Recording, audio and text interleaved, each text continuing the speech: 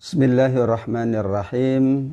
Assalamualaikum warahmatullahi wabarakatuh. Alhamdulillahi wa kafa. Wassalatu wassalamu ala nabiyyil mustafa Rasulillah Muhammad sallallahu alaihi wasallam wa ala alihi wa ashabihi ahli sidqi wal wafa. Allahumma fassalli wa sallim wa barik ala nabiyyina Muhammadin wa ala alihi wa ashabihi ila yaumiddin, amma ba'du. Alhamdulillah, senantiasa kita bersyukur kehadirat Allah Subhanahu wa taala. Syukur adalah modal kita untuk beribadah, untuk beramal soleh, meningkatkan iman dan takwa kita. Rasul sallallahu alaihi wasallam bermodalkan rasa syukur yang tiada terhingga kehadirat Allah Subhanahu wa taala, ibadahnya paripurna, amal solehnya luar biasa, akhlaknya amat sangat mulia. Mudah-mudahan dengan kita mensyukuri semua karunia Allah, meneladani contoh-contoh sunnah-sunnah Rasulullah sallallahu alaihi wasallam, kita dapat terus-menerus melaksanakan kebaikan-kebaikan dalam kehidupan kita ini. Amin ya rabbal alamin. Pada pagi yang mulia ini, kita akan membahas tafsir surat Al-A'raf, yaitu dari ayat 177 sampai dengan ayat 196. Awal ayat 177, Allah Subhanahu wa taala menggambarkan buruknya orang-orang yang mendustakan ayat-ayat Allah, yang mengingkari Al-Quran. Sa'a mathalanil qaumul ladzina kazzabu bi ayatina. Sungguh amat sangat buruk. Sa'a merupakan kalimat untuk menunjukkan keburukan perilaku, ungkapan untuk mengisyaratkan buruknya sifat dan perilaku seseorang. Dikaitkan dengan ayat ini, mereka yang mendustakan ayat-ayat Allah, mengingkari ayat-ayat Allah, itulah manusia, hamba-hamba yang paling buruk menurut catatan ayat 177. Kenapa mereka dikategorikan paling buruk? Sa'a mathalanil qaum. Sungguh buruk perumpamaan mereka yang mendustakan ayat-ayat Allah. Kazzabu bi ayatina wa anfusahum kanu yazlimun.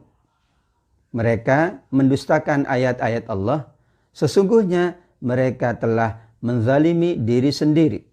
Bukankah petunjuk ada di ayat-ayat Allah? Tuntunan kebahagiaan pun ada di ayat-ayat Allah.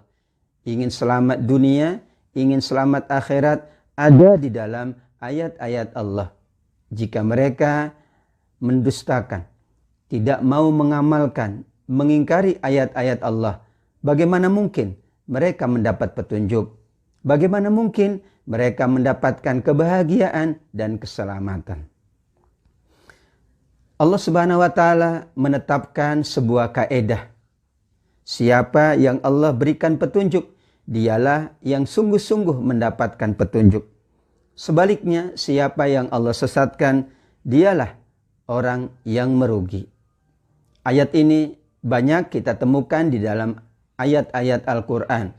Allah memberi petunjuk kepada siapa yang Allah kehendaki. Allah pula menyesatkan siapa yang Allah kehendaki. Kaidah ini tidak menafikan ikhtiar, tidak menafikan usaha yang dijalankan oleh manusia. Ketetapannya benar, yang Allah beri petunjuk, dialah yang sungguh-sungguh mendapat petunjuk. Yang Allah takdirkan sesat, dialah yang sesat. Namun tidak kemudian ayat ini dijadikan dalih untuk kita tidak melakukan ikhtiar. Ikhtiar mencari petunjuk. Ikhtiar menguatkan petunjuk. Ikhtiar bersama orang-orang yang mendapatkan petunjuk. Sebagaimana ungkapan orang-orang musyrik. Ketika mereka melakukan perbuatan syirik, mereka menyalahkan Allah. Lau sya'a rabbuna ma asyrokna. Kalau Tuhan kami menginginkan, menghendaki, tidak mungkin kami ini syirik.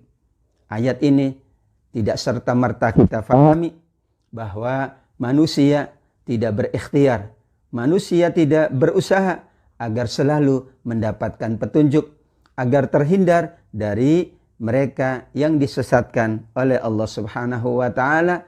Jika disesatkan oleh Allah, Allah Subhanahu wa taala menyebutkan di akhir ayat 178, faulaika humul khasirun, orang yang tidak mendapat petunjuk. Sebaliknya, mendapatkan kesesatan dari Allah, itulah pasti orang yang merugi di dalam kehidupan dunia ini, apalagi nanti di yaumil qiyamah kelak. Allahumma hdinas siratal mustaqim. Ya Allah, selalu tunjukkanlah kami. Ya Allah, kuatkanlah kami untuk mengikuti petunjuk-Mu yang lurus. Amin ya rabbal alamin. 179 surat Al-A'raf menggambarkan keadaan manusia yang nanti berada di dalam neraka jahanam. Allah Subhanahu wa taala menyebutkan di ayat ini bahwa neraka jahanam dipenuhi oleh bangsa manusia, oleh bangsa jin, di mana mereka tidak menjadikan semua anugerah Allah dalam rangka mengimani Allah, mengimani ayat-ayatnya. Malah disebut di ayat ini, lahum qulubul la yafqahuna biha. Mereka memiliki hati, tetapi tidak digunakan untuk memahami, merenungi ayat-ayat Allah. Mereka pula sesungguhnya memiliki mata, tapi mata tersebut tidak digunakan untuk melihat tanda-tanda kebesaran Allah, tanda-tanda keagungan Allah. Mereka pula memiliki telinga, tetapi telinga itu tidak digunakan untuk mendengar kalam Allah, untuk mendengar petunjuk-petunjuk Allah, untuk mendengar kebaikan-kebaikan. Manusia yang berkarakter seperti itu, punya hati tapi tidak digunakan, punya mata tidak digunakan, punya telinga tidak digunakan untuk kebaikan, untuk membaca, merenungi, menyaksikan ayat-ayat Allah Subhanahu wa taala yang menunjukkan keagungan Allah. Ulaika kal an'am. Allah sampai menyebutkan mereka ini seperti binatang ternak. Na'udzubillah. Padahal manusia sudah Allah muliakan, sudah Allah agungkan, tinggikan derajatnya di atas hewan. Namun mereka yang diberikan semua kebaikan-kebaikan, semua potensi-potensi, mereka tidak mau memanfaatkannya untuk kebaikan. Sama saja mereka itu, kata Allah, ibarat binatang ternak. Tidak hanya sama dengan binatang ternak, bahkan mereka itu adallu, lebih sesat dari binatang ternak.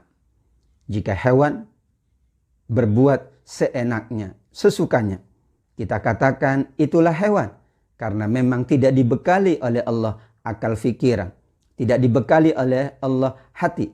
Manusia yang dibekali dengan penuh kesempurnaan harusnya tidak berperilaku seperti hewan. Ketika seperti hewan, maka Allah sebutkan mereka itu lebih buruk, mereka itu lebih sesat dari hewan. Dan mereka pula disebutkan di akhir ayat, ulaika humul ghafilun. Mereka adalah orang-orang yang lalai, orang-orang yang lengah dari petunjuk Allah Subhanahu wa ta'ala. Setelah Allah membahas kategori manusia, sifat-sifat manusia yang nanti akan menghuni neraka jahanam Allah Subhanahu wa ta'ala, Allah berikan kabar gembira melalui perintahnya kepada kita agar kita mendapatkan banyak kebaikan, keutamaan, dan kita dihindarkan dari perilaku buruk tersebut. Walillahil asmaul husna. Perintah Allah untuk kita berdoa, fad'uhu biha, berdoa dengan menyebut asma Allah yang indah, asma Allah yang agung, asma Allah yang sangat mulia. Para ulama menyebutkan salah satu dari adab kita berdoa adalah memperbanyak menyebut al-asma al-husna. Ya Rahman, Ya Rahim, misalnya. Atau kita sebut beberapa asma Allah, sifat Allah yang mulia, yang disesuaikan dengan permohonan atau hajat kita. Memohon rizki, Ya Razzaq. Memohon ampun, Ya Ghaffar, Ya Tawwab. Memohon agar Allah berikan kekuatan, Ya Qawiyyu, Ya Matin. Memohon agar kita dianugerahi ilmu yang bermanfaat, Ya Alim, Ya Allam. Kita menyebut asma Allah subhanahu wa ta'ala menunjukkan kita beradab kepada Allah dalam berdoa. Para ulama juga menuturkan bahwa asma al-husna ini merupakan sifat-sifat Allah yang amat sangat mulia, yang Allah amat sangat suka jika kita memperbanyak untuk menyebutnya. Berzikir dengan asma al-husna Allah sangat sukai, Allah sangat cintai. Kita bawa zikir itu, kita sebut al-asma al-husna dalam doa-doa kita kepada Allah agar doa kita dikategorikan doa yang mustajab. Kenapa Allah perintahkan kita berdoa dengan asma al-husna?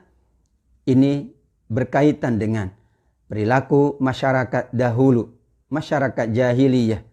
Mereka berdoa, mereka bermohon, tapi tidak mau menyebut asma al-husna. Bahkan menyebut sifat-sifat yang buruk bagi Allah subhanahu wa ta'ala, yang tidak layak untuk Allah subhanahu wa ta'ala. Subhanallah al-aliyyil azim. Sengaja mereka menghinakan Allah dalam doa. Sengaja mereka menyebut kata-kata yang tidak tepat dalam doa mereka. Untuk itulah, agar doa kita dikabulkan oleh Allah, kita memuji Allah, kita mengagungkan Allah, zat yang maha terpuji. Salah satu dari cara kita mengagungkan Allah, memuji Allah adalah dengan memperbanyak menyebut al-asma al-husna. Untuk itulah Allah subhanahu wa ta'ala memerintahkan kita, tinggalkanlah orang-orang yang selalu menyalahgunakan asma al-husna, atau menyalahartikan asmaul husna, atau menyebut sifat-sifat nama-nama Allah yang bertentangan dengan keagungan asma Allah yang sangat mulia. Di antara manusia ada yang selalu bersungguh-sungguh untuk mengikuti petunjuk yang benar, dan mereka selalu berusaha agar petunjuk itu dijalankan, diamalkan dengan sebaik-baiknya. Bahkan mereka berharap sahabatnya, keluarganya, teman-temannya, kerabatnya juga mendapatkan petunjuk yang sama. Seseorang yang memberi petunjuk kepada seseorang, seseorang yang kemudian ia menjadi wasilah kebaikan orang tersebut, kesolehan orang tersebut, maka pahala bagi dirinya seperti pahala yang dilakukan oleh orang tersebut. La ayyahdiyallahu bika rajulan wahidan khairun laka min humurin na'am. Bahkan di dalam hadis riwayat Imam Bukhari rahimahullah, Rasul sallallahu alaihi wasallam memberikan balasan yang tiada terkira manakala kita selalu berusaha mendoakan petunjuk, membimbing ke jalan yang benar, berusaha menjadi lantaran orang itu baik karena kita, soleh karena kita. Ia yang selalu memberi petunjuk, bimbingan ke jalan yang benar, ingin orang lain juga baik dan bahagia, maka pahalanya lebih baik dari unta merah. Unta merah ini merupakan simbol, merupakan pengibaratan betapa agungnya, betapa tingginya nilai pahala tersebut. Sedangkan orang-orang yang mendustakan ayat-ayat Allah, kami akan hukum secara berangsur-angsur, sanas tadrijuhum min haitsu la ya'lamun. Ayat ini dikaitkan dengan surat Al-Qalam ayat 44. Fadharni wa man yukadzibu bihadzal hadits sanastadrijuhum min haitsu la ya'lamun. Yang dirumuskan oleh para ulama dengan istidraj. Apa makna dari istidraj? Istidraj itu adalah Allah Subhanahu wa taala menangguhkan hukuman seseorang dengan memperbanyak nikmatnya, dengan terus-menerus diberikan nikmat hingga ia lalai, hingga ia lupa, hingga ia terlena terus-menerus dalam kejahatan dan kesalahan itu, dan pada akhirnya ketika kesalahannya, kejahatannya itu sampai pada puncaknya, Allah hukum dengan hukuman yang seberat-beratnya. Lawan dari istidraj adalah kenikmatan yang sungguh-sungguh, ujian yang sungguh-sungguh dari Allah Subhanahu wa taala. Belum tentu kenikmatan seseorang adalah karena kebaikannya. Belum tentu pula ujian seseorang karena kesalahannya. Istidraj ini menjadi peringatan bagi kita semuanya, mengingatkan kita semuanya agar kita tidak lengah, tidak lalai dengan dunia, dengan kenikmatan dunia. Justru kita bermuhasabah, introspeksi. Jangan-jangan kenikmatan dunia ini bukan karena kita layak menerimanya, karena kesalahan kita, tapi mungkin ada kesalahan. Kita segera kemudian memohon ampun kepada Allah Subhanahu wa taala. Hadis Aisyah radhiyallahu anha mengingatkan dan menguatkan ayat ini. Idza ra'aitar rajula, jika kalian melihat seseorang, Allah banyakkan rizkinya, Allah luaskan hartanya, janganlah kalian tertarik dengannya, janganlah kalian terperdaya dengannya, karena bisa jadi itu merupakan istidraj dari Allah Subhanahu wa taala. Na'udzubillah. Istidraj merupakan hukuman yang berat karena tidak disadari oleh yang berbuat kesalahan. Seseorang yang berbuat salah, Allah tegur, segera dihukum oleh Allah Subhanahu wa taala, ia akan cepat menyadari kesalahan. Namun seseorang yang berbuat salah, kemudian terus ia malah mendapatkan banyak nikmat. Ia kemudian diperbanyak rizkinya, hartanya oleh Allah, hingga ia tidak menyadari kesalahan-kesalahan yang dilakukannya tentu jauh lebih berat. Padahal kebaikan seseorang, kata para ulama, salah satu parameternya, alat ukurnya adalah manakala ia selalu berusaha muhasabah, introspeksi, evaluasi.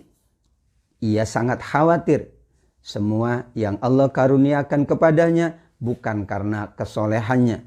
Inilah ciri orang yang soleh, yang terhindar dari istidraj Allah Subhanahu wa ta'ala. Wa umli lahum. Istidraj juga menjadikan hukuman itu Allah tangguhkan beberapa waktu.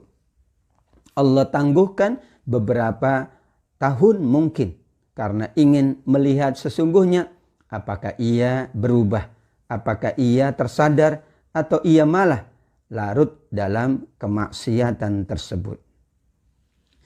Setelah Allah menggambarkan tentang istidraj yang Allah timpakan kepada mereka yang mendustakan ayat-ayat Allah Subhanahu wa ta'ala, Allah meminta seluruh manusia, hamba-hambanya, agar memikirkan tentang kekuasaan Allah, merenungkan tentang apa yang terjadi pada dirinya, khususnya kepada Nabi Muhammad sallallahu alaihi wasallam. Awalam yatafakkaru ma bisahibihim min jinnah. Pikirkan kembali, renungkan kembali apa yang kalian katakan tentang Nabi Muhammad.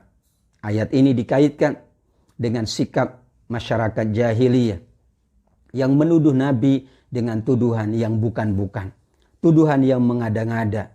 Dikatakan Nabi majnun, gila. Dikatakan Nabi itu adalah sahir, tukang sihir, dukun, dan lain sebagainya. Maka Allah nafikan. Jika kalian fikirkan baik-baik ucapan kalian, ungkapan kalian kepada Nabi Muhammad sallallahu alaihi wasallam yang mulia, tentu kalian tidak akan melakukan atau menuduh Nabi dengan tuduhan yang bukan-bukan. Karena Nabi adalah nadhirum mubin, manusia yang Allah utus untuk memberi peringatan, untuk membimbing manusia, untuk mengingatkan manusia agar kehidupannya jauh lebih baik, terus menjadi lebih baik, hingga ia akan mengakhiri hidupnya dengan husnul khatimah. Allah pula perintahkan manusia setelah memerintahkan berfikir, memerintahkan untuk merenungkan semua ciptaan Allah, memperhatikan apa yang ada di langit, apa yang ada di bumi, memperhatikan semua yang Allah ciptakan. Karena disitulah sesungguhnya merenungkan, memperhatikan semua ciptaan Allah akan menghasilkan keimanan yang lebih kuat, akan menghasilkan keyakinan yang lebih tinggi akan kekuasaan, keagungan semua ciptaan Allah. Semua ciptaan Allah agung dan mulia. Semua ciptaan Allah sempurna. Bagaimana dengan Maha Pencipta? Bagaimana dengan Allah yang Maha Pencipta? Tentu amat sangat sempurna, amat sangat mulia. Fabi ayyi haditsin ba'dahu yu'minun. Allah ingatkan ketika memperhatikan semua kehidupan ini, semua ciptaan Allah. Diperhatikan pula khususnya adalah bahwa semuanya akan ada batas waktunya, ada batas usianya. Dan ketika Allah menghendaki berakhirnya kehidupan sebuah makhluk, kehidupan sesuatu makhluk, kehidupan seseorang, maka tidak akan ada penangguhan, tidak akan ada perpanjangan waktu. Jika Allah tentukan, semuanya harus mengikuti apa yang ditentukan oleh Allah Subhanahu wa ta'ala. Allah ingatkan kembali ayat 186. Redaksinya mirip dengan ayat 178. Siapapun yang disesatkan oleh Allah, tidak ada yang dapat memberinya petunjuk. Kalau di ayat 178, siapa yang Allah beri petunjuk, dialah yang sungguh-sungguh mendapatkannya. Siapa yang Allah sesatkan, dialah sungguh-sungguh sesat. Di ayat ini, jika manusia disesatkan oleh Allah, tidak ada lagi yang dapat memberi petunjuk. Allahu al-hadi. Allah lah yang memberi hidayah. Allah lah yang memberi petunjuk kepada siapa yang Allah kehendaki. Manusia adalah lantaran. Nabi Muhammad adalah wasilah, media agar kita mendapatkan petunjuk. Demikian juga guru-guru kita, para kiai, para ustaz, para habaib, orang-orang soleh adalah lantaran, adalah wasilah agar petunjuk Allah Subhanahu wa ta'ala sampai kepada diri kita. Mereka yang disesatkan oleh Allah pasti tidak akan ada yang lain yang mampu memberikan petunjuk. Dan mereka kemudian dibiarkan dalam kesesatan, dibiarkan dalam kegelapan, dalam keadaan terombang-ambing. Tidak jelas dan tidak mengenal untuk apa kehidupan ini. Bagaimana ia jalankan kehidupan. Ia menjalankannya sesukanya. Ia tidak memperhatikan baik dan buruk. Ia tidak mengenal salah dan benar. Seluruhnya ia lakukan karena ia tidak mendapatkan petunjuk Allah Subhanahu wa ta'ala. Ayat 187 berbicara tentang sikap orang-orang musyrik yang selalu bertanya kepada Rasul tentang kapan terjadinya kiamat. Pertanyaan ini bukan untuk menambah pengetahuan, bukan untuk menguatkan keyakinan akan kepastian kiamat. Tapi sengaja mereka tanyakan kepada Rasul untuk mencemooh, untuk menghina Rasul Sallallahu Alaihi Wasallam, karena mereka tahu pasti Rasul Sallallahu Alaihi Wasallam tidak mungkin mampu menjawabnya. Tidak ada yang mengetahui kapan terjadi kiamat, termasuk Nabi Muhammad Sallallahu Alaihi Wasallam. Yas'alunaka 'anis sa'ati ayyana mursaha. Mereka para musyrikin Mekah selalu bertanya kepada Nabi, kapan kiamat terjadi? Allah Subhanahu wa ta'ala memberikan jawaban kepada Nabi Muhammad sallallahu alaihi wasallam, wahai Muhammad, jawablah kepada mereka, pengetahuan tentang kapan kiamat ada pada Tuhanku. Tidak ada seorang pun yang dapat menjelaskan waktunya. Dan sesungguhnya kiamat itu huru-haranya amat sangat dahsyat. Akan terjadi pada bumi Allah, terjadi pula pada langit Allah dan pada semesta ini. Sebagai tanda akan terjadinya kiamat, terjadi huru-hara, terjadi bencana, musibah, dahsyatnya amat sangat luar biasa. Padahal itu merupakan tanda kiamat. Bagaimana mungkin manusia mengetahui detail tentang kiamat melainkan Allah Subhanahu wa taala yang dipastikan berdasarkan ayat ini, la ta'tikum illa baghtah. Kiamat akan datang secara tiba-tiba. Kiamat akan datang tanpa memberitahu, tanpa kita sadari, tanpa kita menyiapkan dengan sebaik-baiknya. Tanda-tanda kiamat itulah merupakan pengenalan awal. Tanda-tanda kiamat itulah merupakan peringatan. Peringatannya sudah banyak kepada kita. Waktu yang terus berjalan dari satu tahun ke tahun berikutnya. Usia yang selalu bertambah. Kekuatan yang berkurang. Semakin lemah, semakin tidak berdaya. Berkuranglah kenikmatan-kenikmatan. Berkuranglah berbagai hal yang dahulu kita rasakan amat sangat nikmat. Di usia lanjut, di usia yang sudah mendekati waktunya. Sesungguhnya itu tanda dari Allah Subhanahu wa taala agar seseorang segera mempersiapkan dirinya untuk menghadapi yaumil qiyamah. Karenanya kiamat itu dibagi dua sesuai hadis Rasul sallallahu alaihi wasallam. Idza matal insan qamat qiyamatuhu. Yang pertama, jika orang itu meninggal dunia, sudah terjadi kiamat pada dirinya karena berakhir kehidupannya. Tinggal ada balasan, tinggal ada hisab, mizan, dan seterusnya. Atau kiamat yang bersifat kolektif, bersifat keseluruhan, semuanya tanpa terkecuali. Jika waktunya sudah Allah tetapkan, kiamat akan terjadi, diawali dengan kerusakan, kebinasaan semesta ini. Semua manusia, alam semesta, bumi, langit, matahari, bulan, dan seluruh makhluk ciptaan Allah, Allah akan binasakan.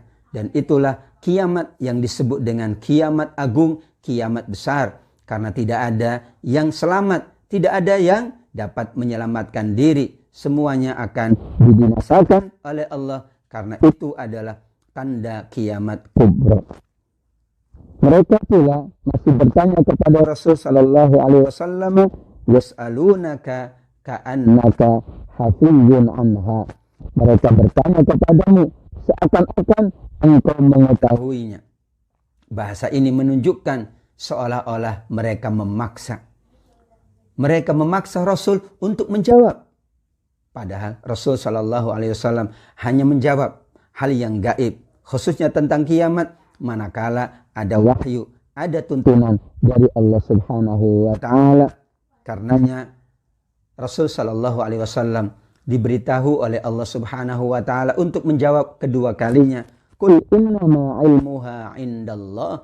Katakanlah wahai Muhammad, ilmu tentang kiamat, kapan terjadinya, hanya ada di sisi Allah. Namun manusia banyak yang tidak mengetahui tentang hakikat sesungguhnya. Allah anugerahkan ilmu pengetahuan kepada manusia adalah sebagai alat untuk memudahkan ibadah, memudahkan kehidupan. Hal-hal yang sifatnya ghaib, hal yang tidak mungkin dijangkau oleh akal fikiran, kita imani saja. Khususnya tentang kiamat, kita tidak merincinya, kita tidak mempertanyakannya. Apalagi kita sampai tidak meyakini adanya kiamat yang pasti terjadi sesuai dengan ketentuan Allah Subhanahu wa taala. Rasulullah sallallahu alaihi wasallam juga diperintahkan oleh Allah Subhanahu wa taala untuk menjawab pertanyaan orang-orang musyrik tadi, bahwa sesungguhnya Nabi tidak mengetahui yang gaib. Kalau Nabi mengetahui yang gaib, tentu ia akan memperbanyak kebaikan. Tentu ia akan berusaha menghindari keburukan. Nabi pernah sakit, Nabi pernah juga giginya tanggal. Karena Nabi tidak tahu bahwa akan terjadi demikian, bahwa akan terjadi sesuatu yang tidak diinginkan. Jika Nabi diberi oleh Allah ilmu tentang yang gaib, maka ia tentu lebih dahulu menghindari hal-hal yang tidak diinginkan. Qul la amliku li nafsi naf'aw wala darran illa ma syaa Allah. Allah awali perintah kepada Nabi Muhammad, katakanlah kepada semua umatmu, aku tidak dapat mendatangkan manfaat ataupun menolak mudarat yang Allah kehendaki terjadi pada seseorang. Seandainya aku mengetahui yang gaib, maka aku akan memperbanyak kebaikan-kebaikan. Aku akan berusaha menghindari keburukan-keburukan. Dan tidak ada yang menimpa keburukan kepadaku karena aku mengetahui yang gaib. Nabi Muhammad dinafikan oleh Allah pengetahuannya tentang yang gaib. Untuk itulah mereka yang mempercayai sesuatu yang gaib, mempercayai orang-orang yang memberitahukan yang gaib, tidak diterima sholatnya oleh Allah Subhanahu wa ta'ala. Karena yang maha tahu tentang yang gaib hanya Allah. Rasul sendiri manusia yang paling dekat dengan Allah. Manusia yang sangat dicintai oleh Allah, dimuliakan oleh Allah dan oleh kita semua, tidak tahu yang gaib. Man atakahinan au arrafan. Siapa yang mendatangi mereka yang mengaku mengetahui yang gaib, dapat meramal sesuatu yang akan datang, kemudian ia mempercayainya, maka sholatnya tidak diterima oleh Allah selama 40 hari. Na'udzubillah. Kita jika ingin mendapatkan sesuatu, tentu kita ikhtiar. Kita dibekali ilmu oleh Allah. Kita juga dapat bertanya, berkonsultasi, minta tolong kepada sesama kita. Dan kita juga diberi kesempatan oleh Allah untuk berdoa, untuk memohon kepada Allah Subhanahu wa ta'ala. Insya Allah jika sudah menjadi kehendak Allah dan sudah menjadi ketentuan terhadap diri kita, semua yang kita inginkan terjadi akan dipenuhi oleh Allah Subhanahu wa ta'ala. In ana illa nadhir. Allah Subhanahu wa ta'ala mengingatkan kembali Nabi Muhammad sallallahu alaihi wasallam dengan seluruh kemuliaannya adalah seorang yang memberi peringatan, nadhir wa basyir, dan memberi kabar gembira kepada seluruh umat Rasulullah sallallahu alaihi wasallam. Ayat 189. Allah menyampaikan kepada kita tentang kemahakuasaannya, khususnya mencipta manusia. Dialah Allah yang mencipta kalian dari satu jenis, yaitu dari Nabi Adam alaihi salam, manusia pertama. Kemudian dari Adam itulah Allah jadikan istrinya Hawa, agar keduanya hidup dalam keadaan tenang, agar keduanya dapat menjalankan kehidupan lebih tenang lagi. Ketika seorang ibu hamil, usia kehamilannya sudah memenuhi yang ditentukan oleh Allah, maka ia akan merasa berat. Dan ketika berat itulah keduanya, khususnya ayah dan ibunya, akan berdoa kepada Allah Subhanahu wa ta'ala, memohon agar yang lahir nanti adalah anak yang soleh atau anak yang solehah.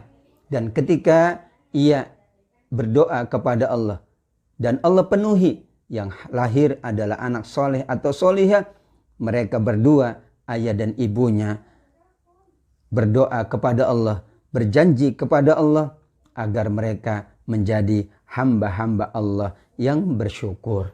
Inilah komitmen manusia. Inilah harapan dan keinginan kita semuanya. Kita berdoa dan ketika Allah penuhi sesuai dengan yang kita inginkan, jangan lupa kita mensyukuri semua karunia Allah Subhanahu wa ta'ala. Namun sebaliknya, di ayat 190 ternyata mereka yang dianugerahi oleh Allah kebaikan-kebaikan, ketika mereka sudah dianugerahi oleh Allah anak yang soleh dan solehah, malah keduanya mempersekutukan Allah Subhanahu wa ta'ala. Keduanya malah tidak menjadikan anaknya itu soleh dan solehah, menjaga kesolehannya, meningkatkan kesolehannya.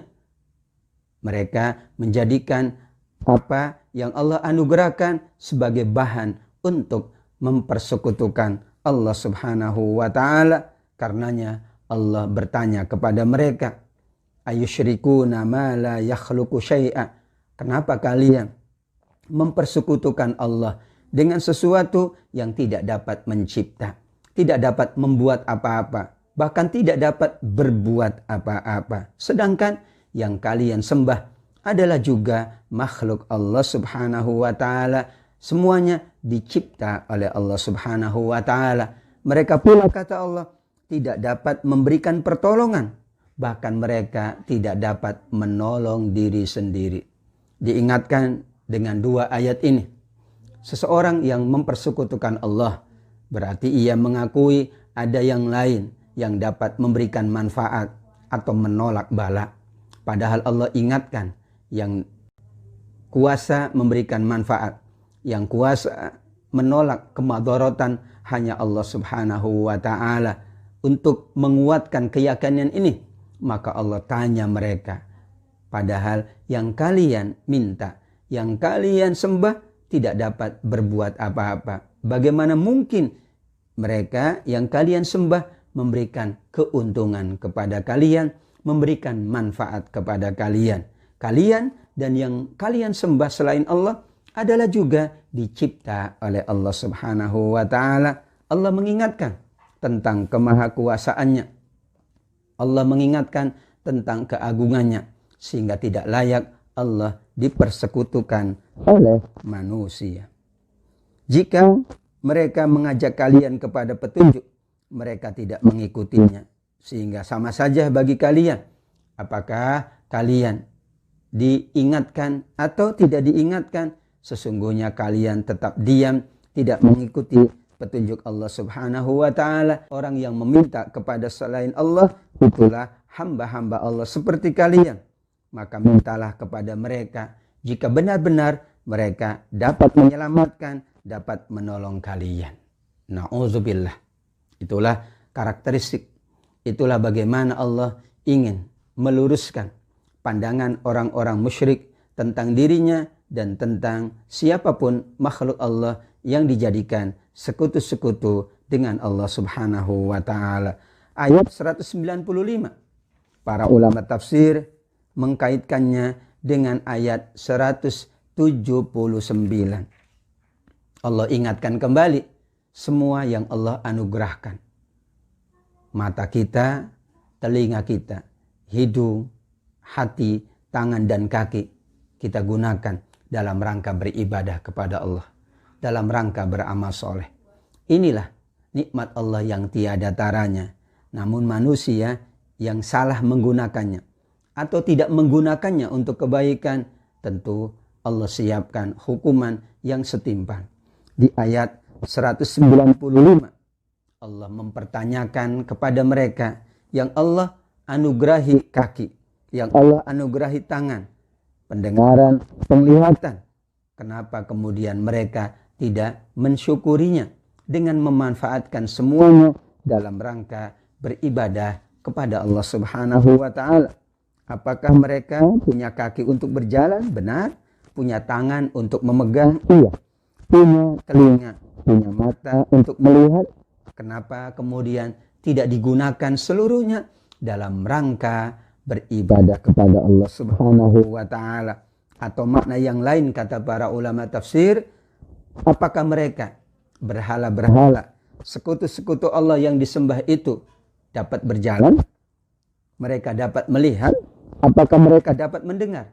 Katakanlah, jika semua itu benar, panggillah mereka semuanya untuk menyelamatkan kalian pada hari kiamat kelak. Sungguh, pada saat kiamat terjadi, tidak ada yang dapat menolong Allah, karena semuanya akan hancur binasa. Dan itulah Maliki Yaumiddin.